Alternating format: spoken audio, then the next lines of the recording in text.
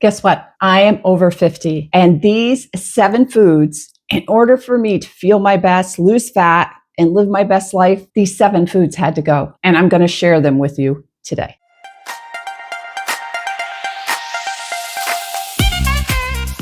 Now, if you're over 40 or into your 50s, you've probably felt like your body is working against you. Like no matter what you're doing, even if you've done it for years before in your 20s and 30s, it stopped working. It's not working. I've been there. And I've figured out what I had to do. Now, through trial and error, I began to think about it not as dieting, but as healing. So these 7 foods are the foods that I've had to cut out that have helped me balance my hormones, reduce inflammation throughout my whole body, and begin to burn fat again. And right up front, this is not about perfection or punishment. It's about finally learning and giving your body what it needs, especially in this season in life. So I've been living a primal, fasting supported lifestyle. It wasn't overnight. It came to be through learning. I've taken different courses and actually living every day in real life and learning what was the best way to nurture my body, feed my body so that it could become healthy again. See, we have it all wrong. We think that in order to be healthy, we've been told you need to lose weight. The fact of the matter is,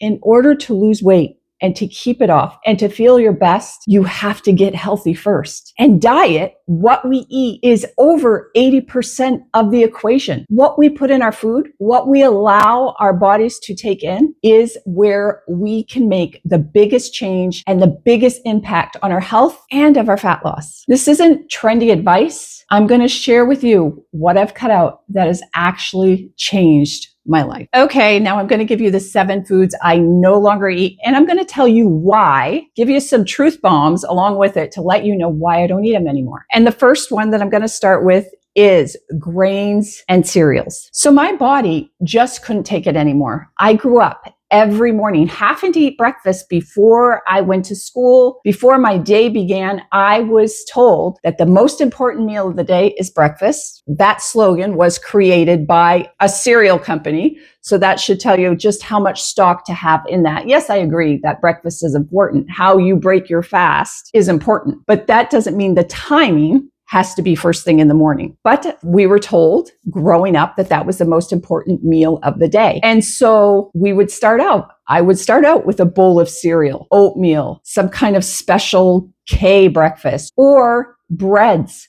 bagels, maybe a donut, maybe a low-fat muffin. All of these are made with grains. And what these do is spike your blood sugar. Your body takes grains and treats it like it's sugar. So whether you're going to eat a big bowl of cereal and have orange juice, or you're going to have a Snickers bar, your body doesn't know the difference. It's sugar. You're going to have the crashes, you're going to have the insulin release, and you're going to have the decrease in energy and the slump and just the crash after your body has had that and trying to get rid of that glucose in your blood. You will feel awful. Your blood sugar will drop. You'll have that crash. And usually when I was going to school, that would happen mid-morning. The oatmeal wasn't sustaining me anymore. I was feeling tired. I couldn't figure out why, couldn't concentrate in school when we're supposed to be. And guess what I did? I did this to my children. You have to eat breakfast. It's the most important meal of the day.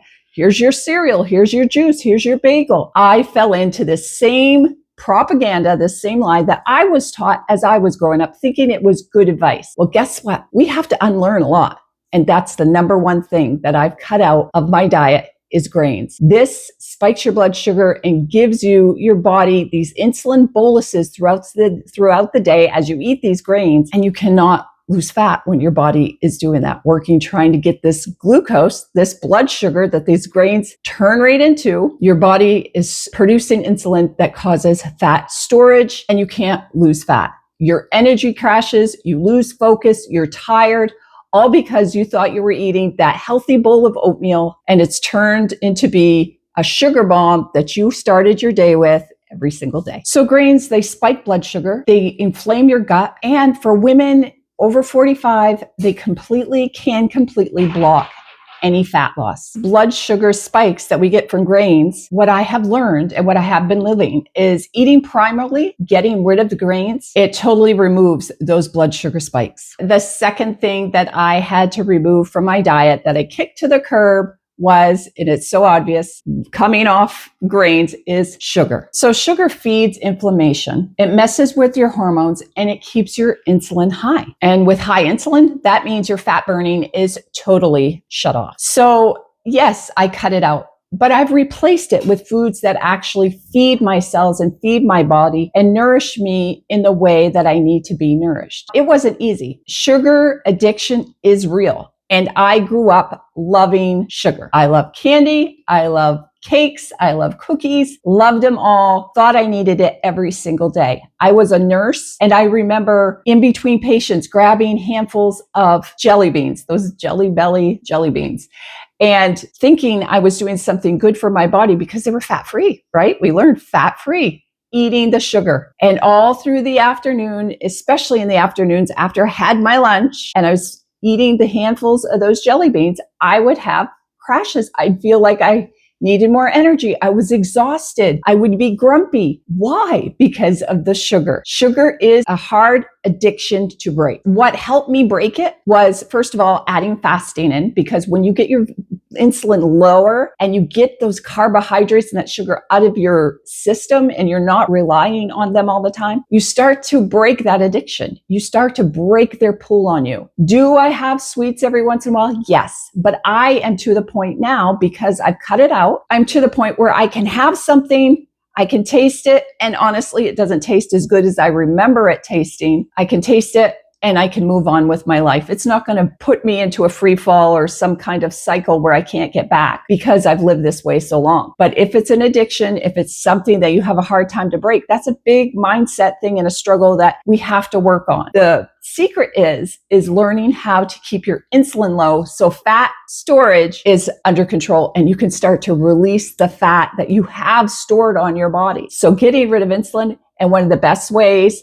that you can start bringing it down is reduce carbohydrates, reduce the sugar in your diet. You will feel better. It will reduce inflammation. Your hormones will come back into balance and you won't have that moodiness and loss of energy from the sugar spikes and the sugar crashes. So sugar was one of those things that, yes, it was hard. And yes, I cannot be perfect forever, but it's one of those things that really changed how I experienced my 50s. Okay. Number 3 is diet drinks. Now, I had always been addicted to Diet Coke. I thought I needed Diet Coke every single day, all day long, in order to be a functioning woman. In my life, I was busy and I needed Diet Coke. It was glamorous. It looked so good on TV. It had diet in the name. It was going to be a staple of my healthy lifestyle until I discovered that it was one of the things that was probably holding me back. One of the things I learned early on in my journey is that when you drink these artificial sweeteners, when you ingest them, your body doesn't know. We didn't evolve into a point where our body goes, oh, well, that's artificial. There's no calories. There's nothing. It tastes sweet, but we can ignore it. Our body hasn't evolved that way. It's going to react like you've had something sweet. They've done mouse studies, different things to prove that even just the taste of sweetness on our tongue will start an insulin release. We have to be very careful about these things. And these artificial sweeteners, they have chemicals in them. They have different things in them called obesogens, which keeps you fat, which keeps you hungry, which messes up with your hormones, which messes up with inflammation. Artificial sweeteners actually confuse your body. They mess up your gut bacteria and actually give you cravings. So they are working against what you're trying to do. You're trying to cut back, you're trying to reduce sugar, and these artificial sweeteners will actually continue to give you cravings for sweet and for sugar. The diet on these diet sodas was keeping me stuck. And now I've swapped that out for plain sparkling water, black coffee. I do have a couple supplements that I use, but they're all naturally sweetened, not with this artificial sweeteners. Those I have kicked to the curb. But once in a while, and I will be honest, once in a while when I'm driving by those golden arches, I crave that thing that I had for so many years, a Diet Coke. And I do indulge every once in a few months. But for the rule is, it's totally out of my diet. So it messes up your gut bacteria. And when our gut is messed up, we have a gut-brain connection. So it works with your emotions. It works with your GABA. It works with your dopamine.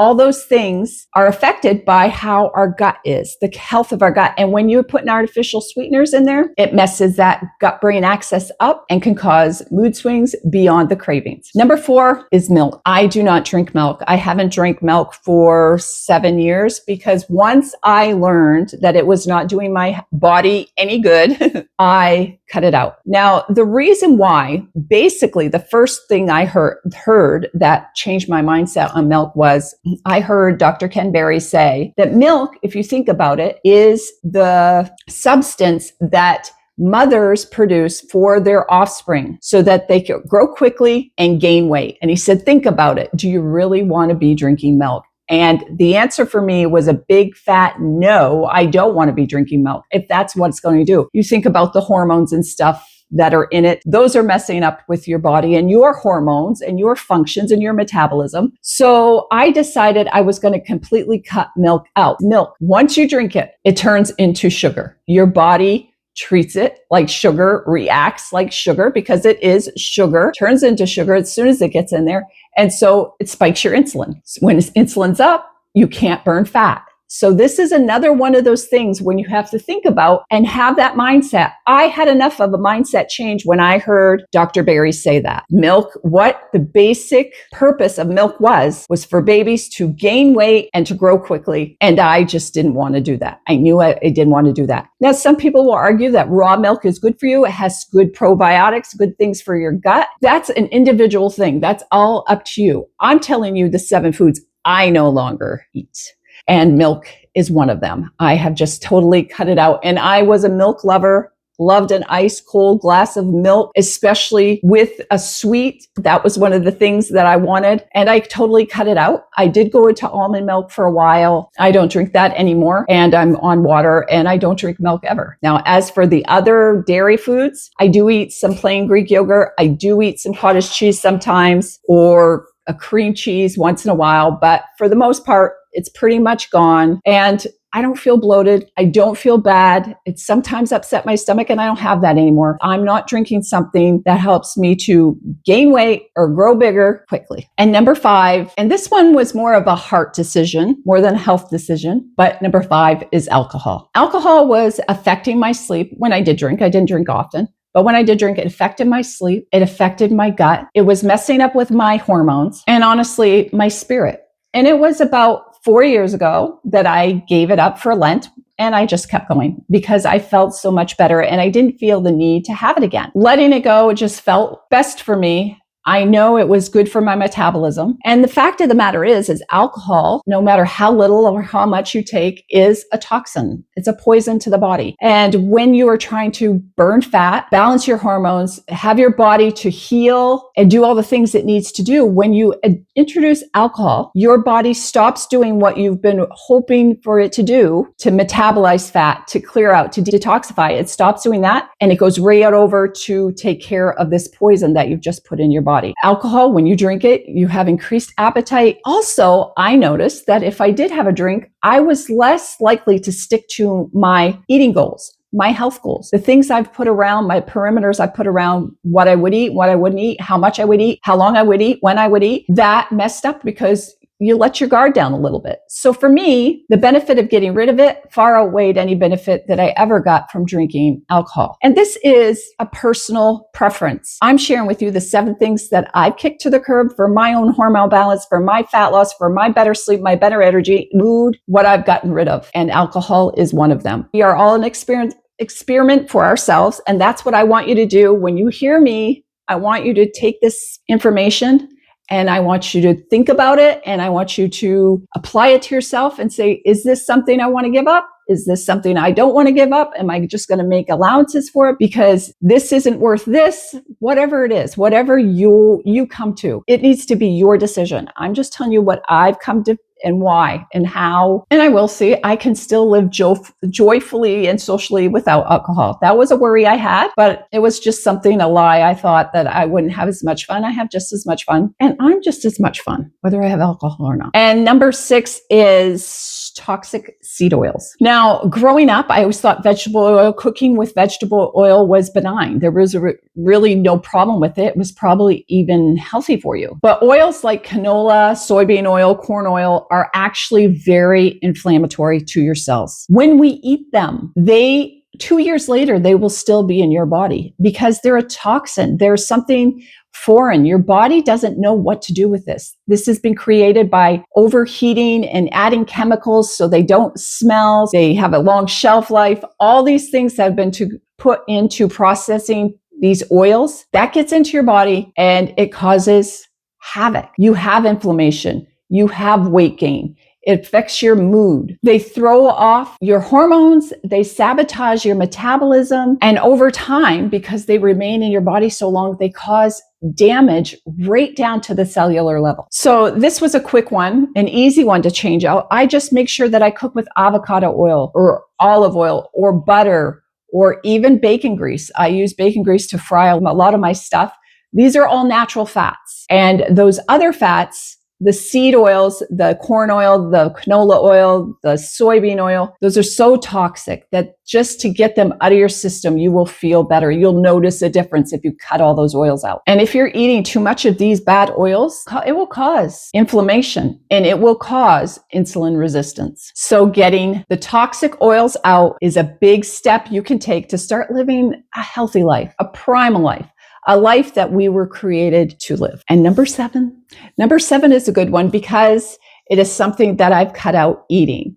Now, all the other ones, the 6 that I stopped, the grains, the sugar, the diet drinks, the milk, the alcohol, and the toxic seed oils, those were all things that I cut out to start living primally and help to address my body so that I could start living a healthy life where I could lose fat, maintain it into my 50s. I'm 54 years old and I feel better than I ever have. But the last thing that I totally took out that I don't eat anymore is snacks. Snacking. I grew up learning that when you eat, you should eat 3 times a day, snacks in between, because if you don't, you're going to crash your metabolism. You are going to ruin your metabolism if you aren't putting fuel on it every couple of hours to fuel your body, to fuel your life, to make you have energy, to help you lose fat, because this would boost your metabolism. It's not true. It just isn't true. We as a society, we eat too much. We snack too much. We think we need food more than we need food. And actually, we don't. If you are eating 2, maybe 3 meals a day that are full of what you need, the protein, the fat, and maybe some fiber, some vegetables, if that's what you choose to eat, you should be satiated. If you're eating enough at meals, you shouldn't want to snack. Snacking has become such of a societal norm that we hardly even know that we're doing it all the time, eating all the time. And when we're doing that, our insulin's up, down, up, down, up, down. Our body is fat storage, fat storage, fat storage. We cannot lose weight because our insulin is on this roller coaster because we are eating so often. It isn't just what you eat, it's how often you eat. If you're eating all the time and your insulin is going up, even if you were eating good food in those snackings, your insulin still comes up when there's anything added into your diet. Fat doesn't affect it that much, but protein, everything, your insulin has to come up. It's supposed to. That's our insulin is what stores our food, puts it into our cells,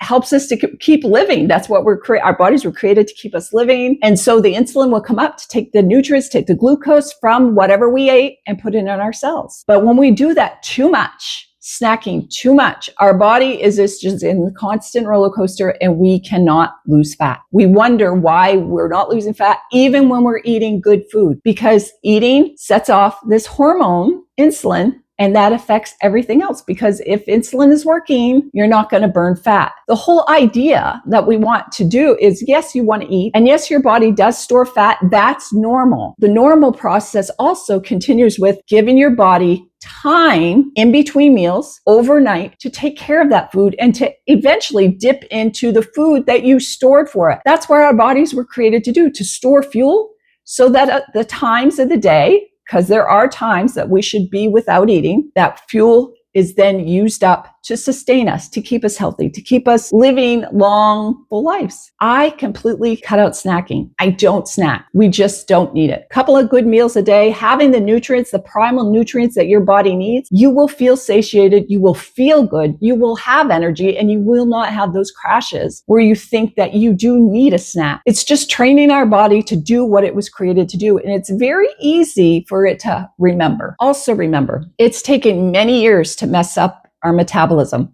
For over 46, 47 years, I was dieting. I was eating the wrong way. I was messing up, totally sabotaging my metabolism. It didn't happen overnight. A diet that gives you overnight success or quick success is not sustainable. It's something that you've done short term to give you a big result. You can bet it's not sustainable. Something that is gradual, that you can work into your life and have it to become part of your life every day and learn and build and tweak. That's when it becomes sustainable. That's when it becomes a lifestyle with these skills and these habits that you build upon to lay this foundation for a long, healthy, and purposeful life. That is the goal. So this isn't about being perfect. It's about supporting your body and learning how not to fight against what it was created to do. These foods, these 7 foods, were blocking my energy. They were blocking my healing and blocking my faith in what could be in my life. And so if you're in your midlife season and you're feeling stuck with trying to get healthy and lose fat, there is another way. And it begins with truth, not with trends. So please like this video if it gave you clarity, and subscribe to my channel if you want to go deeper into primal health,